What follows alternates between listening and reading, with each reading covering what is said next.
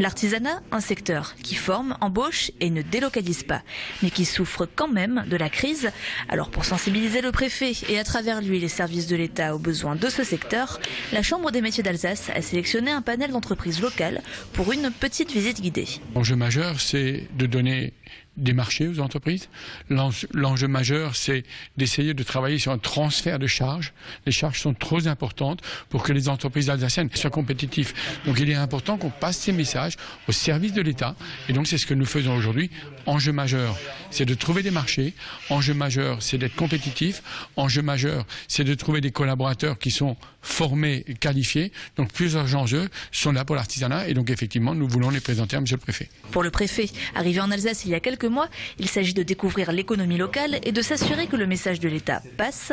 À quelles aides ont droit les chefs d'entreprise ou que faire en cas de difficulté? À la fois j'apprends, j'essaie d'informer aussi les chefs d'entreprise et puis ça me permet de faire remonter ensuite les informations à Paris ou tout simplement dans mes services et faire en sorte que toutes les structures de l'État, aussi en liaison d'ailleurs avec les chambres consulaires et les corporations, puissent travailler efficacement pour l'information des chefs d'entreprise et aider ceux-ci à faire face potentiellement à des moments difficiles et naturellement avec la crise ils en connaissent pour à la fois se tourner vers les services de l'État pour obtenir des délais en matière de paiement des charges ou de taxes lorsqu'ils ont des difficultés, obtenir aussi de la banque de la BPI aux EO des aides en trésorerie et puis également tout simplement savoir qu'ils ont un crédit d'impôt qu'ils peuvent d'ores et déjà toucher pour faciliter leur trésorerie et ils ont aussi des aides si jamais ils voulaient recruter.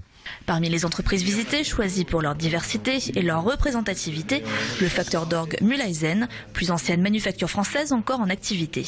13 salariés travaillent et façonnent ici le bois et le métal.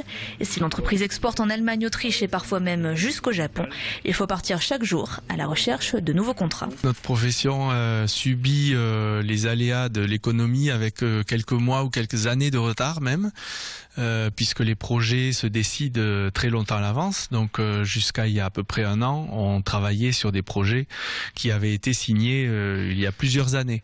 Et c'est vrai qu'aujourd'hui, on est rentré vraiment dans une étape où on perçoit les effets des baisses de budget, sachant que notre métier est tributaire pour une grande part de budget de l'État, de budget de la culture pour la restauration du patrimoine notamment, de budget culture aussi pour la création, puisque quand on crée des instruments neufs, ils sont cofinancés aussi par l'État.